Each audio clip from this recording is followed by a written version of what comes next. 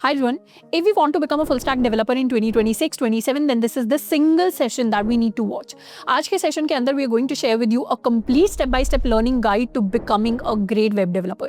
अब I've been a full-time software engineer at Microsoft. I've done multiple development-based internships at Google, SPS, Microsoft, different startups, and for the past 6 years I've conducted hundreds of interviews for hiring candidates for my own organization. And we have seen the shift in the hiring trends before and after the AI tools. तो आज के session के अंदर हम extensively cover करेंगे the step by step learning path, the different tools and technologies that we need to learn, different resources जिनको हम use कर सकते हैं, what are the average salary packages that we can expect in the industry, कौन से ऐसे mistakes हैं जो initially हमें avoid करने हैं as a student, क्योंकि काफ़ी सारे ऐसे tools and technologies हैं जो social media के ऊपर unnecessarily push किए जाते हैं जिनका actually hiring market के अंदर उतना ज़्यादा हमें कोई ROI नहीं मिलता. उसके साथ में we'll also cover when and how to use the different AI tools which are available to us. And जितनी भी चीज़ें आज हम डिस्कस करेंगे उनको ऑलरेडी हमने एक PDF गाइड के अंदर कंपाइल कर दिया है जिसका लिंक भी आपको नीचे डिस्क्रिप्शन बॉक्स के अंदर मिल जाएगा. So if we want we can also go and download it. So let's start with this session. सबसे पहले let's talk about why web development. Web development is one of the most versatile options in tech जिससे हम actually जाकर tech market के अंदर, tech industry के अंदर एक जॉब ले सकते हैं. प्लस अगर हम सॉफ्टवेयर इंजीनियरिंग पोजीशंस के लिए भी प्रिपेयर कर रहे हैं तो वहां पर भी we need to build some credible projects for our resume. तो वहां पर भी वेब डेवलपमेंट हमें काफी ज्यादा हेल्प करता है. उसके साथ में अगर हम ओपन सोर्स के अंदर जाना चाहते हैं, गूगल समर ऑफ कोड जैसे प्रोग्राम्स के अंदर पार्टिसिपेट करना चाहते हैं तो वहां पर भी वेब डेवलपमेंट हमें एज देता है. Plus after learning it we can also go and apply for freelancing opportunities क्योंकि मेजॉरिटी क्लाइंट्स को अपने वेब या ऐप बेस्ड प्रोडक्ट्स ही बिल्ड करवाने होते हैं. सबसे पहले let's understand what exactly is web development. Web development के अंदर हम अपनी वेबसाइट्स को बिल्ड करते हैं या वेब बेस्ड डिफरेंट प्लेटफॉर्म्स को बिल्ड करते हैं, इंटरफेसेस को, सॉफ्टवेयर्स को बिल्ड करते हैं. अब जब भी हम डेवलपमेंट की बात करते हैं 3 इंपॉर्टेंट टर्म्स को समझना बहुत ज्यादा जरूरी है which is front end, back and and databases. Let's understand all of these with an example. हम सबने चैट जीपीटी को यूज किया होगा. अब जब भी हम फ्रंट एंड की बात करते हैं, front end is that part of the website जिसके साथ हमारा यूजर इंटरैक्ट करता है. जैसे हम as a user ChatGPT पर जाकर अपना अकाउंट सेटअप कर सकते हैं, हम चैट्स को, प्रॉम्प्ट्स को, क्वेरीज को सेंड इन कर सकते हैं, हम अपनी चैट हिस्ट्री को देख सकते हैं. तो ये सारा का सारा क्लाइंट साइड लॉजिक होता है जिसको हमारे फ्रंट एंड डेवलपर्स बिल्ड करते हैं. उसके साथ में बैक एंड की बात करें तो back and is the behind the scenes logic. जैसे हम चैट जीपीटी पर कोई भी क्वेरी भेजेंगे तो वो क्वेरी पहले बैक एंड सर्वर्स के पास जाती है एंड वहां पर जाकर एक LLM को फीड की जाती है. फिर LLM उसके लिए कुछ ना कुछ रिस्पॉन्स जनरेट करता है जो हमें वापस हमारे फ्रंट एंड पर आकर दिखाई देता है. तो बैकएंड का जो पूरा सर्वर साइड लॉजिक होता है उसको हमारे बैकएंड डेवलपर्स बिल्ड करते हैं. एंड उसके साथ में we also have databases. Databases को जनरली हम बैकएंड के साथ ही पढ़ते हैं. तो हर एक कंपनी के पास अपना एक डेटाबेस होता है जिसके अंदर they store all the related data. जैसे चैट जीपीटी के डेटाबेसेस में उसके सारे रजिस्टर्ड यूजर्स की इन्फॉर्मेशन है, उनकी क्या क्या चैट हिस्ट्री है, क्या क्या प्लेटफॉर्म पे एक्टिविटी है, वो सारी इन्फॉर्मेशन स्टोर होती है. तभी तो जाकर किसी भी प्लेटफॉर्म पर अगर हम लॉग इन करते हैं तो वो प्लेटफॉर्म रिकॉग्नाइज कर पाता है कि हम ऑलरेडी रजिस्टर्ड यूजर्स हैं क्योंकि उसके डेटाबेस में हमारी इन्फॉर्मेशन स्टोर होती है. And any platform that we see around us, whether it be Netflix, WhatsApp, ChatGPT, Claude और इवन यूट्यूब, वो सारे के सारे इन्हीं 3 पिलर्स के ऊपर बेस्ड होते हैं. तो based upon these technologies we can either become a front end developer और अ बैक एंड डेवलपर और अ फुल स्टैक डेवलपर. पर as a student I would advise you to follow the T strategy.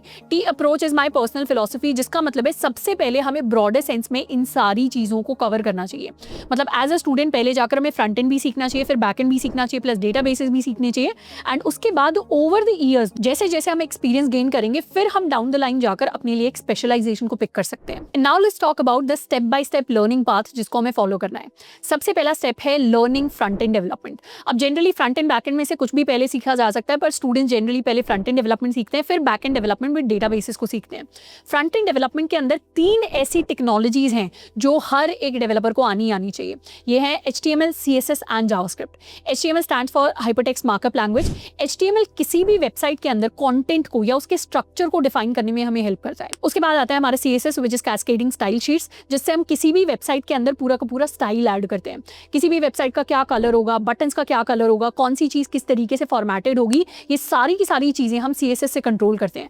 तो कोई भी website अगर आपको look and feel में अच्छी लगती है तो उसका मतलब है कि उसका एक तो UI UX अच्छा है प्लस उसके अंदर CSS को काफी अच्छे से इंप्लीमेंट किया गया है. And thirdly JavaScript. JavaScript handles the core logic of a website. Core logic कहने का मतलब है किसी भी बटन के क्लिक पर क्या होगा, अगर हम कोई फॉर्म सबमिट करेंगे तो क्या एक्शन परफॉर्म होगा, एक पेज से दूसरे पेज पर हम किस तरीके से रीडायरेक्ट करेंगे, ये सारा का सारा लॉजिक हमारी जावास्क्रिप्ट कंट्रोल करती है. तो किसी भी वेबसाइट के अंदर जो जान डालने का पूरा काम होता है वो जावास्क्रिप्ट का होता है.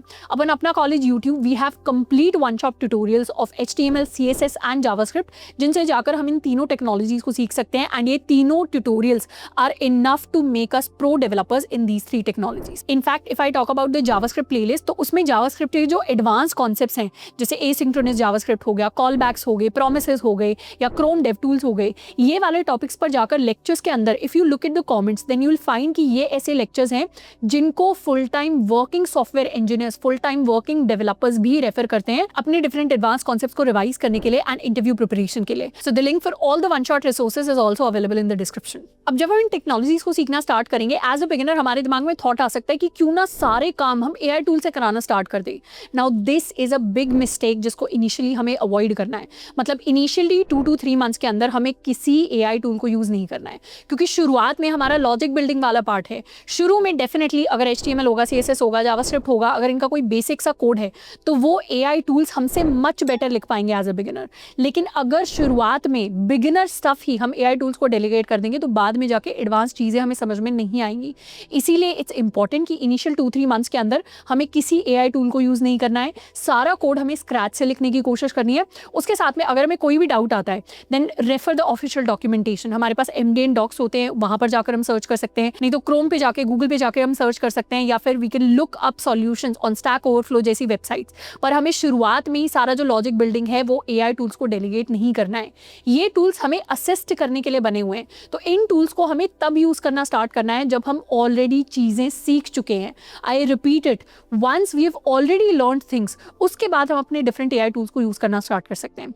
कैसे इनको यूज कर सकते हैं? हम डीबगिंग के लिए इनको यूज कर सकते हैं, हम मॉक इंटरव्यूज प्रैक्टिस के लिए इनको यूज कर सकते हैं। कोई बड़ा प्रोजेक्ट बिल्ड कर रहे हैं, उसके लिए कोई बॉयलर प्लेट कोड जनरेट करना है या फिर कोई छोटा मोटा फीचर बिल्ड करना है, उसके लिए हम इन टूल्स को यूज कर सकते हैं। प्लस डेवलपमेंट करते हुए हमें हर एक चीज के पीछे का रीजन, उसके पीछे का लॉजिक, उसके पीछे का वाई समझने की कोशिश करनी है। हमें सिर्फ ये नहीं सोचना कि हम एक प्रॉम्प्ट डालेंगे, हम सिर्फ वाइब कोडिंग करेंगे, पूरा प्रोजेक्ट बन जाएगा and we'll get selected in a company. Because real life के अंदर, जॉब मार्केट के अंदर इस तरीके से चीजें वर्क नहीं करती। एंड फर्स्टली अगर हम बिना डेवलपमेंट सीखे इस तरीके से कोई प्रोजेक्ट बनाने भी जा रहे हैं तो फर्स्ट ऑफ ऑल कुछ ज्यादा इंप्रेसिव हम बिल्ड नहीं कर पाएंगे अगर हमें ऑलरेडी डेवलपमेंट नहीं आता है। And secondly we are just one bug away from getting a code miss. हम फर्स्ट टाइम प्रॉम्प्ट देंगे, सेकंड प्रॉम्प्ट देंगे, थर्ड प्रॉम्प्ट देंगे, कोड जनरेट होते चले जाएगा, पर इवेंचुअली कोई ना कोई ऐसा बग आएगा जहां हम फंसेंगे, जहां हमें अपनी कोड डेवलपमेंट की नॉलेज को यूज करना पड़ेगा। इसीलिए फंडामेंटल्स का क्लियर होना बहुत ज्यादा जरूरी है, और बिना एआई टूल्स के भी हम अच्छे से कोडिंग कर पाएं, अच्छे से डेवलपमेंट कर पाएं, वो भी काफी ज्यादा जरूरी है। एंड एनीवेज इंटरव्यूज के अंदर एआई टूल्स अलाउड नहीं होते, तो वहां पर तो सारा काम हमें स्क्रैच से लिखकर ही दिखाना पड़ेगा इंटरव्यूअर को। इसके बाद comes the second step which is practising things with projects. जितने ज्यादा हम प्रोजेक्ट्स को बिल्ड करेंगे उतनी ज्यादा डेवलपमेंट के अंदर हमें क्लैरिटी मिलेगी। तो हम शुरुआत कर सकते हैं माइनर प्रोजेक्ट्स को बिल्ड करने में। इसमें हमारे गेम्स हो सकते हैं, इसमें हमारे बेसिक से फ्रंट एंड के क्लोन्स हो सकते हैं, पोर्टफोलियो वेबसाइट्स हो सकती हैं। तो धीरे धीरे हम अपने माइनर प्रोजेक्ट्स को बिल्ड करेंगे, उसके बाद हम अपने मेजर प्रोजेक्ट्स को बिल्ड करना स्टार्ट कर सकते हैं। मतलब जैसे हम फ्रंट एंड बैक एंड दोनों कवर कर लेंगे बाद में जाकर, तो वहां पर हम अपने फुल स्टैक प्रोजेक्ट्स को बिल्ड करेंगे, जिसमें फ्रंट एंड भी होगा, बैक एंड भी होगा, डेटाबेसेस भी होंगे। इन प्रोजेक्ट्स को हमें डिप्लॉय भी करना है ताकि इनका लिंक हम अपने रिक्रूटर्स के साथ, इंटरव्यूअर्स के साथ शेयर कर सकें। अब there is one more common mistake जो यहाँ पर स्टूडेंट्स मेक करते हैं, जिसको हमें अवॉइड करना है, which is sticking to a particular front end framework before we have completed back end development। मतलब स्टूडेंट्स क्या करते हैं, HTML CSS जावास्क्रिप्ट के बाद अब डायरेक्टली जाकर या तो Vue.js कर लिया, AngularJS कर लिया, React.js कर लिया। मेरी पर्सनल एडवाइस ये है कि अगर ये तीनों टेक्नोलॉजीज हमने कर ली हैं तो उसके बाद पहले हमें बैक एंड डेवलपमेंट को जाके अच्छे से एक्सप्लोर करना चाहिए, उसकी अंडरस्टैंडिंग लेनी चाहिए। तो एक बार फ्रंट एंड बैक एंड दोनों का हमारे पास ओवरव्यू आ जाएगा, उसके बाद we can stick to one specialisation and stick to one front end framework. And anyways अगर हम इंडस्ट्री के अंदर as a front end developer भी जाके अप्लाई कर रहे हैं तो मेजॉरिटी कंपनीज की आज की डेट में एक्सपेक्टेशन है कि हमारे पास बैक एंड डेवलपमेंट की भी कोर नॉलेज होनी चाहिए। उसके साथ में अगर हमारा मन है कि हमें फ्रंट एंड के अंदर कुछ ना कुछ सीखना है before we learn back end development, तो वहां पर जाकर हम CSS फ्रेमवर्क्स या CSS लाइब्रेरीज को जाकर सीख सकते हैं, जिसके अंदर बूटस्ट्रैप आ जाता है, टेलविंड CSS आ जाता है। अब यहाँ पर भी एक और चीज है जिसको हमें ध्यान देना है। सोशल मीडिया पे आपको इस तरीके के मैसेजेस सुनने को मिल सकते हैं कि बूटस्ट्रैप तो पुराना हो चुका है, टेलविंड CSS इज मॉडर्न, तो बूटस्ट्रैप सीखने की जरूरत नहीं है, टेलविंड CSS सीख लेंगे। अब in our web development batches हमने वेनिला CSS, बूटस्ट्रैप, टेलविंड तीनों को ही इन डेप्थ कवर करा रखा है। So I am saying this honestly कि अगर हम स्टैट्स को जाकर देखें तो इंडस्ट्री के अंदर आज की डेट में मेजॉरिटी जो CSS लिखी जाती है वो या तो वेनिला CSS होती है या फिर बूटस्ट्रैप की हेल्प से लिखी जाती है। Tailwind CSS even though modern है पर उतनी ज्यादा आज की डेट में भी इंडस्ट्री के अंदर यूज नहीं होती। तो इसीलिए हमें सोशल मीडिया पे रैंडम एडवाइस को फॉलो नहीं करना, जाके एक्चुअली इवेंचुअली इंडस्ट्री के स्टैट्स को देखना है एंड उसके बेसिस पे अपनी डिसीजन मेकिंग करनी है। डेफिनेटली अगर हमारे पास टाइम है तो मैं तो आपको एडवाइस करूंगी कि वेनिला सीएसएस तो 100% हर किसी को सीखनी है, उसके साथ में टाइम है तो हम बूटस्ट्रैप एंड टेलविंड सीएसएस को भी सीख सकते हैं। पर इवेंचुअली जब किसी भी फ्रंट एंड डेवलपर को हायर किया जाता है तो हायरिंग में मेन क्राइटेरिया कभी भी सीएसएस की लाइब्रेरी नहीं होती। मतलब ऐसा नहीं है कि आपने बूटस्ट्रैप किया तो हायरिंग फास्टर हो जाएगी, टेलविंड सीएसएस किया तो हायरिंग फास्टर हो जाएगी।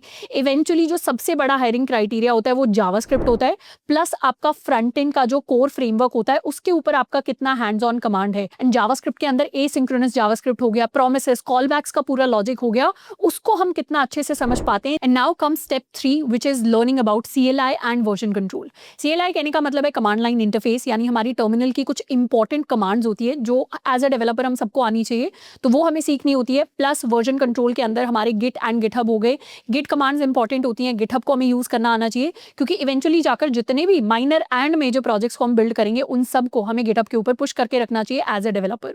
उसके बाद आता है हमारा step 4 which is probably one of the most important steps which is back end development. And अब हमारी जो चीजें हैं वो थोड़ा लेवल अप होना स्टार्ट हो जाएंगी। बैक एंड डेवलपमेंट के अंदर इन terms of technologies, in terms of programming languages हमारे पास मल्टीपल चॉइसेस होती हैं। जैसे सबसे पॉपुलर चॉइस जो आज की इंडस्ट्री में सबसे ज्यादा लोग यूज करते हैं, सबसे ज्यादा कंपनीज के अंदर यूज होती है, that is JavaScript itself. JavaScript से हम ऑलरेडी फ्रंट एंड कर चुके हैं।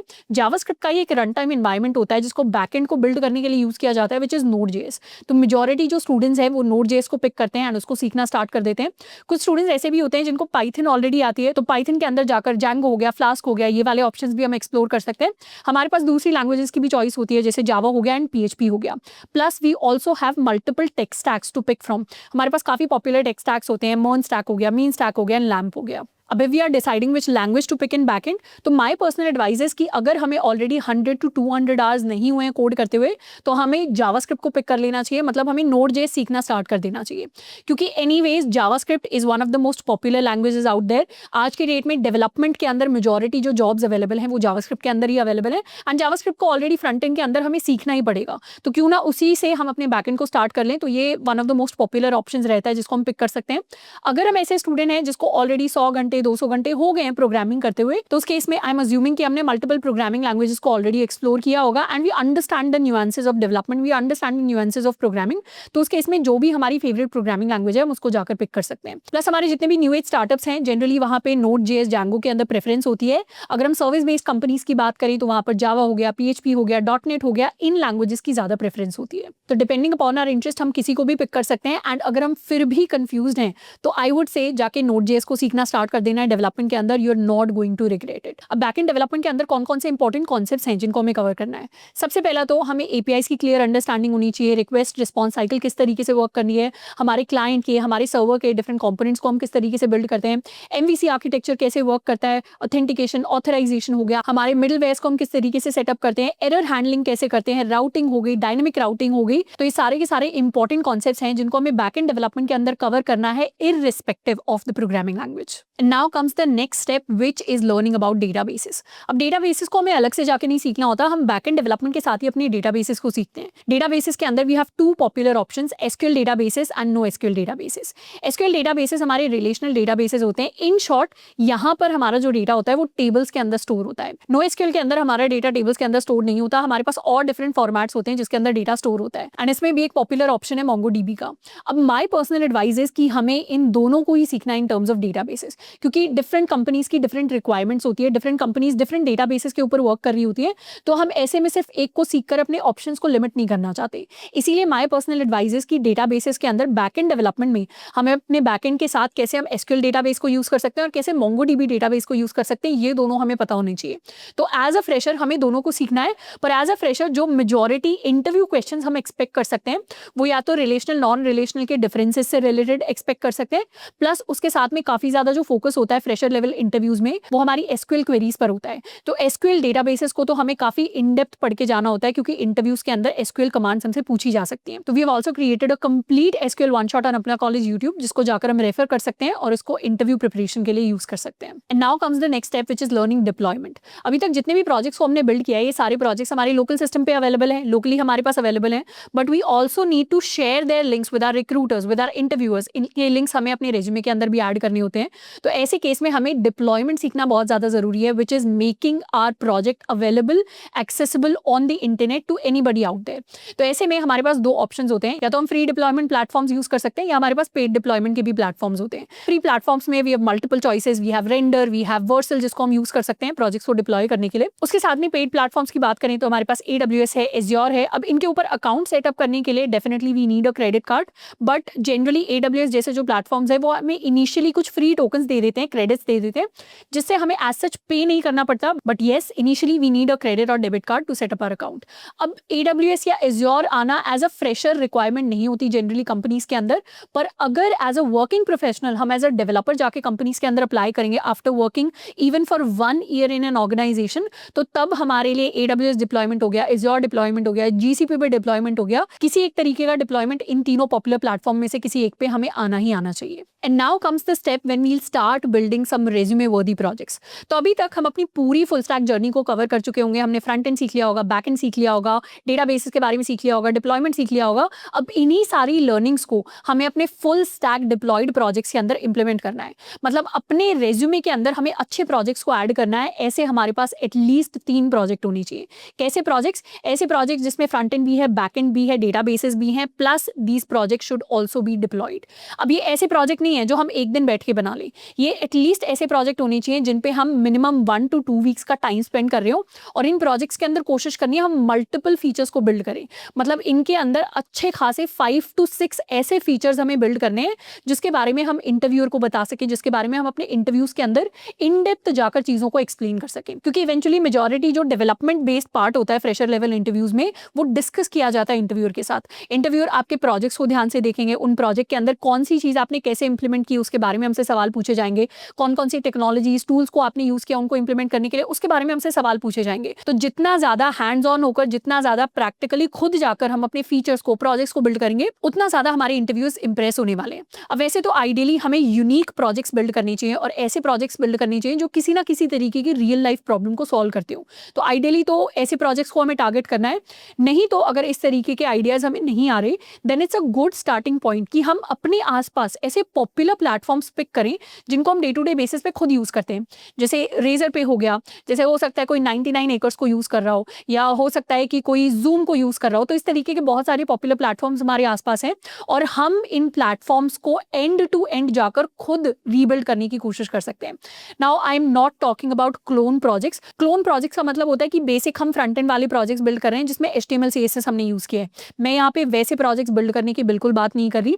हम सिर्फ एक आइडिया पिक कर रहे हैं किसी भी प्लेटफॉर्म से जो काफी पॉपुलर है, पर उस पूरे प्रोडक्ट को, उस पूरे प्लेटफॉर्म को हम स्क्रैच से अगर रीबिल्ड करते हैं तो उसके काफी सारे इंपॉर्टेंट फीचर्स हैं जिसको हम इंप्लीमेंट करेंगे तो हमें टाइम लगेगा, बहुत सारी चीजें हम सीखेंगे इन द प्रोसेस। एंड जब हम उन चीजों को बिल्ड करेंगे तो that is going to look impressive in our resume. जैसे एग्जांपल के लिए अगर हम जूम को बिल्ड करते हैं तो जूम के अंदर इंटरनली WebRTC यूज होता है, वेब सॉकेट्स यूज होते हैं जिनको जाकर एडिशनली हमें सीखना पड़ेगा। तो ये एडिशनल एडवांस कॉन्सेप्ट्स होते हैं डेवलपमेंट के अंदर जिनको जब हम सीखेंगे जूम प्रोजेक्ट को इंप्लीमेंट करने के लिए, तो that is going to impress the interviewer, क्योंकि उनको पता चलेगा हम सिर्फ एक लेवल पर नहीं रुके, हमने एक लेवल ऊपर जाकर एडवांस चीजों को अपने प्रोजेक्ट को बिल्ड करने एंड डिप्लॉय करने के अंदर यूज किया है। And if I tell you honestly, majority students जो टेक जॉब्स के अंदर अप्लाई कर रहे होते हैं उनके पास 2 से 3 फुल स्टैक डिप्लॉयड प्रोजेक्ट्स भी नहीं होते हैं रेज्यूमे के अंदर। तो अगर हम इतना भी कर रहे हैं तो ऑटोमेटिकली हम टॉप 40%, टॉप 30% स्टूडेंट्स के अंदर आ रहे होते हैं। Plus now is the stage जब हम अपने डिफरेंट AI टूल्स को, डिफरेंट AI बेस्ड आईडीज को यूज करना स्टार्ट कर सकते हैं। मतलब अगर हम विजुअल स्टूडियो कोड को यूज करते हैं तो उसमें डिफरेंट एक्सटेंशंस है हमारे पास, जैसे कोडेक्स का एक्सटेंशन हो गया, उसको हम यूज करना स्टार्ट कर सकते हैं, या we can start using Claude Code और गूगल एंटी ग्रेविटी। तो काफी सारे डिफरेंट AI टूल्स हैं जिनकी हम असिस्टेंस लेना आप स्टार्ट कर सकते हैं। And now comes the final step which is picking our specialisation. तो अभी तक फुल स्टैक डेवलपमेंट के अंदर हम सारी चीजें कवर कर चुके हैं और अभी तक जितनी भी चीजें हमने कवर की हैं इसको अगर हम डेडिकेटेडली कर रहे हैं बिना किसी ब्रेक के तो हमें 6 to 8 मंथ्स का टाइम लगेगा, और अगर हम बीच में काफी सारे ब्रेक्स ले रहे हैं तो उस केस में 1 ईयर तक का हमें टाइम लग सकता है इन सारी चीजों को कवर करने में। अब वैसे तो एज अ फ्रेशर जितना भी हमने डिस्कस किया है this is going to be more than enough, पर धीरे धीरे हम इंटर्नशिप्स के अंदर जाकर अप्लाई करेंगे, धीरे धीरे हमारी एज अ फ्रेशर एक जॉब लगेगी, उसके बाद हम वर्क एक्सपीरियंस गेन करेंगे।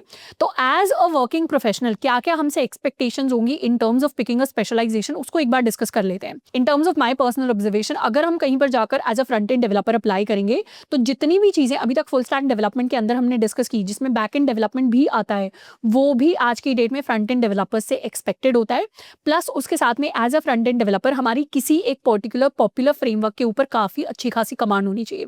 इन फ्रेमवर्क्स के अंदर 3 सबसे मोस्ट पॉपुलर चॉइसेस होती हैं, या तो हम रिएक्ट जेएस को सीख लें, एंगुलर जेएस को सीख लें, व्यू जेएस को सीख लें। इनमें सबसे पॉपुलर आज की डेट में रिएक्ट जेएस है in terms of usage in the industry, तो उसको हम जाकर सीख सकते हैं and we can build multiple projects related to it. उसके साथ में if we apply as a back end developer, तो एज अ फ्रेशर अभी तक जो चीज़ें हमने डिस्कस की हैं those are going to be more than enough. अब जैसे जैसे as a back end developer हम इंडस्ट्री के अंदर एक्सपीरियंस गेन करेंगे, तो कुछ ऐसे डेवऑप्स के कॉन्सेप्ट्स हैं जिनको हमें जाकर एडिशनली सीखना पड़ेगा, जैसे AWS एज़्योर या GCP डिप्लॉयमेंट हो गया, CI/CD पाइपलाइन सेटअप करना हो गया, यूनिट टेस्टिंग यूजिंग जेस्ट हो गई, या फिर रेडिस से कैशिंग को किस तरीके से इंप्लीमेंट करते हैं, डॉकर कंटेनराइजेशन हो गया, कुबरनेटीज हो गया। तो इस तरीके के कुछ डिफरेंट कॉन्सेप्ट्स होते हैं जो हमसे आज की डेट में as a working professional expected होते हैं।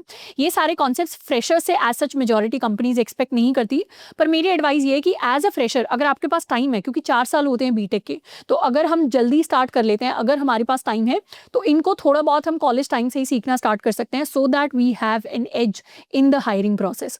And anyways as a working professional तो इनको जाकर हमें सीखना ही पड़ेगा। इनफैक्ट चाहे डॉकर हो गया, कुबरनेटीज हो गया, आज की डेट में ये ऐसी टेक्नोलॉजीज हैं जो हो सकता है हमारी ऑर्गेनाइजेशन यूज ना कर रही हो। एज अ वर्किंग प्रोफेशनल हम किसी भी कंपनी को ज्वाइन करें तो उसमें हो सकता है माइक्रो सर्विसेज यूज नहीं हो रही, लेकिन फिर भी हमें अपने पर्सनल प्रोजेक्ट्स के अंदर डॉकर को, कुबरनेटीज को इंप्लीमेंट करने की कोशिश करनी चाहिए, because we never know if the next organisation is going to use it और नॉट। तो ऐसे में हमारे पास एज हो जाता है कि एटलीस्ट कंपनी के अंदर तो नहीं, पर अपने पर्सनल प्रोजेक्ट्स के अंदर हमने in particular set of technologies को इंप्लीमेंट कर रखा है। So this is one important piece of information that I wanted to share with you, क्योंकि ऑलरेडी जितने भी अभी मैंने आपको एडवांस डेवलपमेंट के कॉन्सेप्ट्स बताए या डेवऑप्स के कॉन्सेप्ट बताए, इनको हम अपने डेवलपमेंट के batches, whether it be Sigma, whether it be Delta, उसके अंदर we already teach these concepts and students का हमारे पास ऑलरेडी काफी पॉजिटिव फीडबैक आया है कि these are the concepts that have actually help them level up and increase their competence for the interviews. तो बैचेस के अंदर तो एनीवेज जितने भी टूल्स, टेक्नोलॉजीज, प्रोजेक्ट्स को आज के सेशन के अंदर हम डिस्कस कर रहे हैं, ये हम already step by step cover करते हैं, but as a teacher it is also my responsibility to share all of these things with you on YouTube, ताकि हम भी जाकर सारी चीजों को कवर कर सके और कोई चीज हमसे मिस आउट ना हो जाए। तो फाइनली ऑल द स्टेप्स, जितने भी टूल्स एंड टेक्नोलॉजीज हमने आज के सेशन में कवर किए हैं, we have compiled them into a single guide PDF, क्योंकि उनके लिए फ्रैंकली काफी बड़ी रेंज हो जाती है, तो एक स्पेसिफिक नंबर देना is quite difficult. But if we talk about the average salary packages for freshers, तो in terms of front end developer the average package according to different websites is around 6 LPA and for back end developers the average package is around 8 LPA। अब ये जो average package है ये सिर्फ एक number है। इन my personal advice हम easily 12 to 24 वाले फिगर को भी जाकर टारगेट कर सकते हैं, बट उस केस में हमें हार्डवर्क पुट इन करना पड़ेगा, मतलब एटलीस्ट हमें 1 to 2 years कॉलेज टाइम के अंदर अपने स्किल बिल्डिंग के ऊपर स्पेंड करने पड़ेंगे। प्लस हमारे चांसेस या हमारे पैकेजेस और ज़्यादा तब इंक्रीज होते हैं जब हमारे पास प्रायर इंटर्नशिप एक्सपीरियंस होता है। तो हम चाहें तो मल्टीपल इंटर्नशिप्स के अंदर जाकर अप्लाई कर सकते हैं, उनके अंदर काम कर सकते हैं, अच्छा वर्क एक्सपीरियंस गेन कर सकते हैं, पर वो चीज़ तभी पॉसिबल हो पाती है जब हम एक अर्ली स्टार्ट लेते हैं करियर के अंदर।